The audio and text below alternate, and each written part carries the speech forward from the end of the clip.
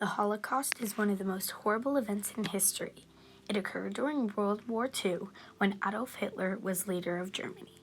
6 million Jewish people were murdered by the Nazis. Hitler hated Jewish people and wanted to exterminate them. Hitler did this because he did not like the Jews and believed that they were the reason that Germany lost World War I. Hitler said that when he became ruler, he would rid Germany of all the Jews. Not many people believed he would really do this, but as soon as he became chancellor, he started his work against the Jews. He made laws that said Jews had no rights. Then he organized attacks on Jewish people and property. On November 9, 1938, many Jewish homes and businesses were burnt down or vandalized. This night was called Kristallnacht, known as the Night of Broken Glass. This refers to the mess of broken glass left in the streets. The Nazis would take over cities in Europe and force the Jews into one area of a town called a ghetto, and was fenced in with barbed wires and guarded. Multiple families were crammed together with very little food and water. Many Jewish people hid from the Nazis during World War II. They would hide with non-Jewish families. Sometimes they would pretend to be part of a family, and sometimes they would hide in basements or attics. A few lucky ones were able to escape across the border into a free country, but many hid for years, usually in the same room. Many of you have heard of Anne Frank. She and her family hid from the Nazis for 2 years before they were captured and eventually killed. Her diary was found and tells the story of her and her family in hiding. Most of the other Jews were taken to concentration camps. The concentration camps were a very horrible prison-like place. They were lied to and told that they were moving to a new and better place, but this was not the case.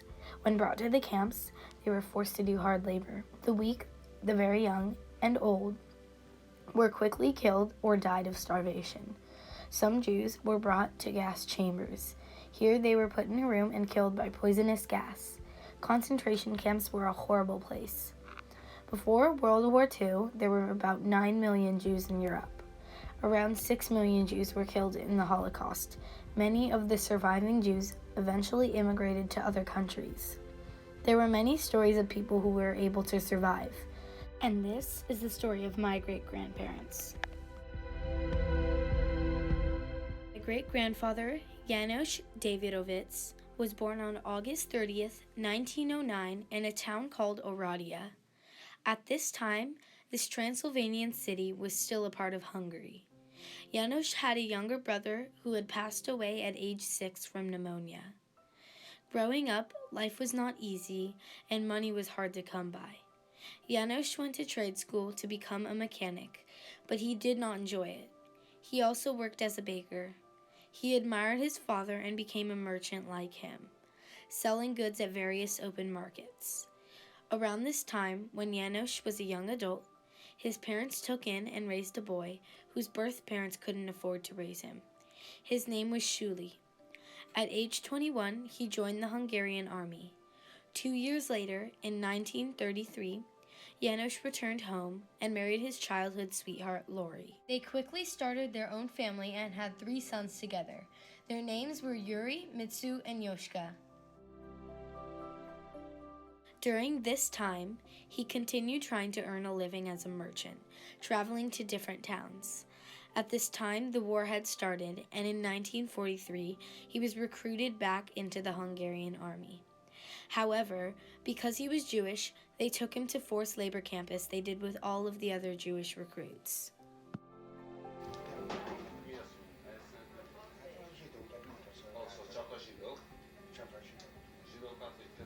I was called to forced labor. Only the Jews were called to forced labor camp. How were the Jews called or recruited? Did they send out a letter? It was decreed via the newspaper that this is the new order, that all Jews must comply. If you were caught not showing up, you will be shot in the head. Authorities threatened us. Did the Jews in Oradea have to wear the yellow star? Yes, those who remained and did not take to the forced labor camp. The newspaper had directions where to apply based on your age bracket. So they took me to Naj Banyo.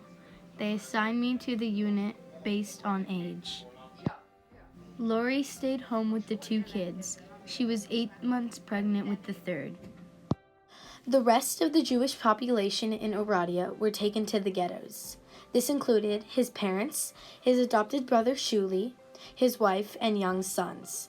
In 1944, Janos was taken to Mauthausen concentration camp. Jews in the Oradea ghetto were stuffed into cattle cars and taken to Auschwitz concentration camp. Janos never saw his family again. He later learned that they were put in gas chambers and killed. He spent a horrific 6 months in the concentration camp.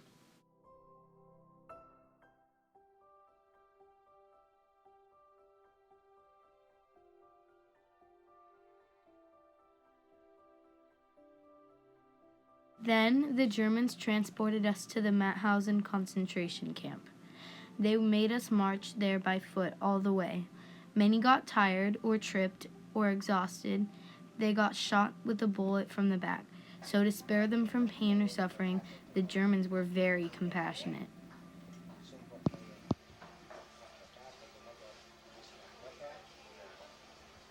I remember you told me many times that you had to march and who could not was shot in their head. So we ended up at Mauthausen Lager concentration camp. There we had no duties, just sit and be locked up. So you never made it back? No, the Americans liberated us there to Mauthausen.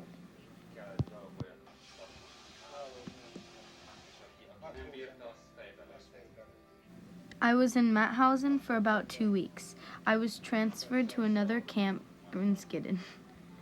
I was there for a few months until the German army arrived. Lots of people died there. They were starving to death. They became weak. Where were you? In a room, a building? In a huge warehouse, crowded place sitting tightly close.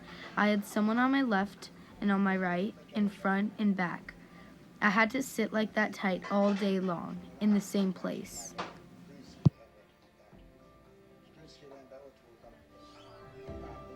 Janos and the other captive Jews were finally liberated by the Americans. The American soldiers were shocked at the horrific conditions. Janos was smart enough to ration his food to survive. He hid some bread under his clothes so as not to get attacked by the other starving prisoners, and unbelievably walked out of the death camp.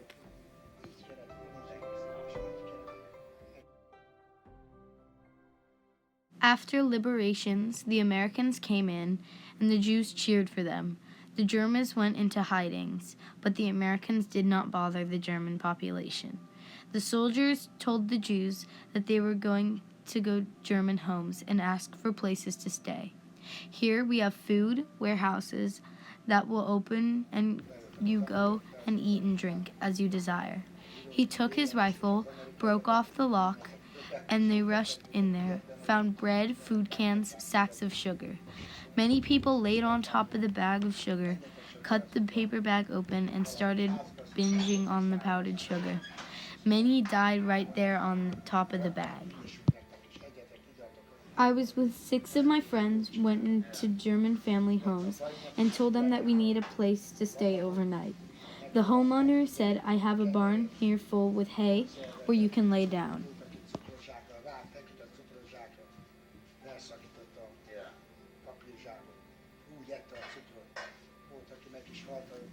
Inside the barracks, each room had 6 beds. Unfortunately, a few days later, I got bad diarrhea, so I ended up in the old hospital. There was a doctor who was Hungarian near the camp. Brunskin, Austria. At this hospital was good as we got served. They fed us. We did not have to stay in line for food. We stayed there for 6 weeks. Then the doctor discharged me. I did not like the outside world. In the big hospital, I did not need to stay in line for food, so I returned back to the hospital and begged the doctor to return. Doctor asked why. I said, I will be honest with you, I like the food here. Maybe you can come up with a sickness for me so I can stay. So I stayed there until a transportation was arranged to home. How long were you there? About 2 months. Around August, I returned. I had to wait for transportation arrangement with the trains. I returned but stopped in Budapest, where I looked up my relatives. He came back to Oradea. Amazingly, Shuli was able to survive. But it was he that had to break the news to Janos that none of his family had survived. Soon after, he met a young lady who had also lost almost all of her entire family. Her name was Valerie, and she is my great-grandmother. Valerie was born on June 28, 1929, in Oradea. She had two older sisters named Muncie and Terrace. She was a friendly, cheerful, beautiful young lady. At age 18, she was finishing up beauty school when her life would change forever. Just like Janos, she and her family were taken to the Oradea ghetto. It first started with Jewish restrictions and anti-Jewish laws. And then, eventually, all Jews were ordered to the ghetto that was fenced in and guarded. Many families crammed in one room, food ration and armed guards. After a month in the ghetto, they are told to bring one suitcase as each are being relocated, still uncertain of what is going on. In an interview my great-grandma made when she was 79, the memories are all still fresh and detailed as she recalls her experiences.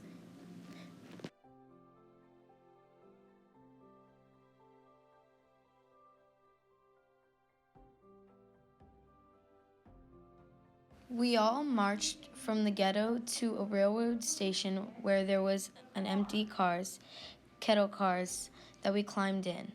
Hungarian soldiers with rifles pushed us in. They separated so many people to each wagon. Once inside, we sat down on the car floor. There was an empty bucket to relieve yourself. They closed up the cattle car doors. It became all dark. Only a slight window allowed some light in. Later on, the trip to the Hungarian soldiers transferred the responsibility to the German soldiers. The Germans provided some water and opened the windows for air. Many got sick.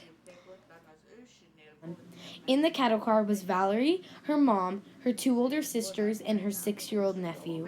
Her dad had become sick and died while in the ghetto.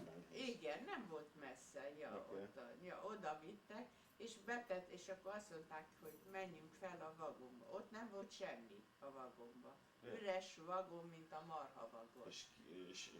We arrived at midnight to Auschwitz. There were barbed wires, floodlights, and we were told not to touch the fences as it was electrified. We were instructed to disembark quickly and leave all your belongings in the train. Terrace had high-heel shoes that she took off in the wagon and placed slippers on. All clothes were left behind as the soldiers were yelling, "Rush, rush."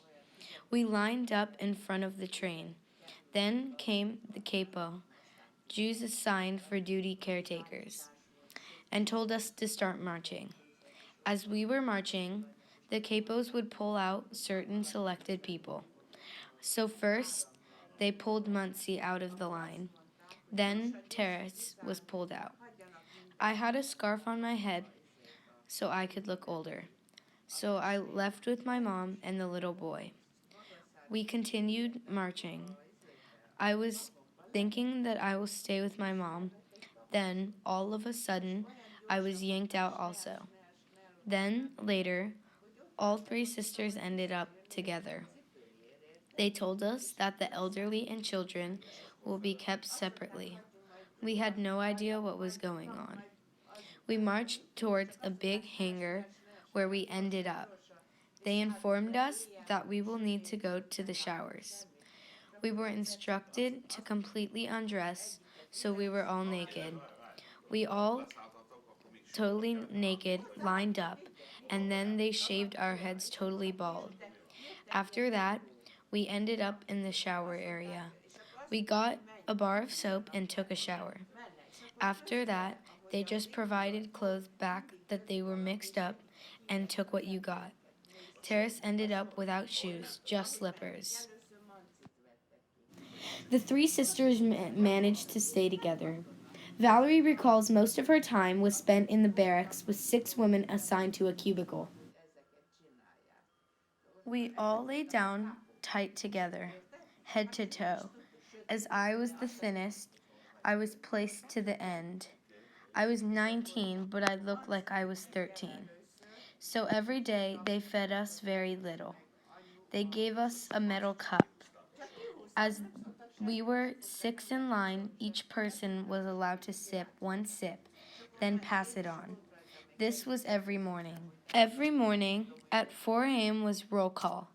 We had to line up outside until the German soldier would show up at 9, and we would stay there miserable cold.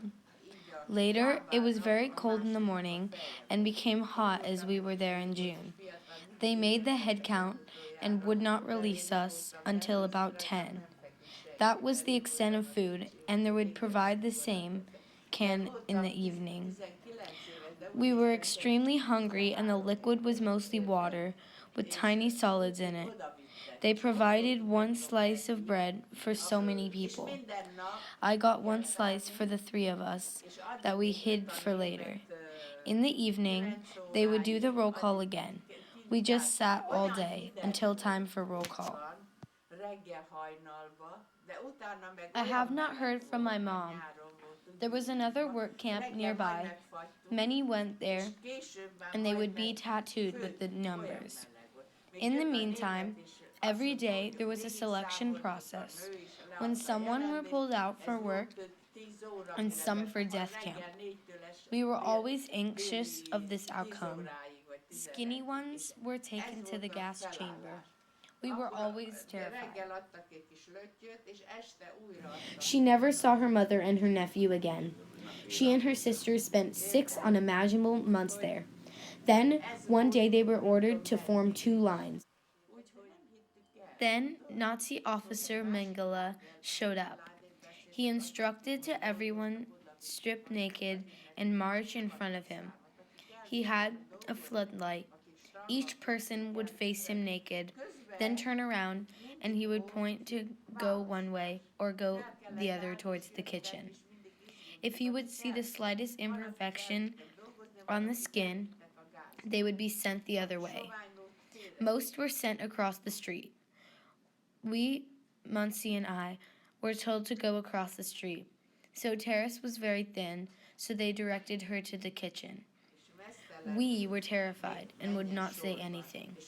Terrace went to the kitchen, and we would never see her again. The last 6 months, she had no shoes, and the slippers fall apart, and was barefoot, and always had a runny nose. There was nothing wrong with her.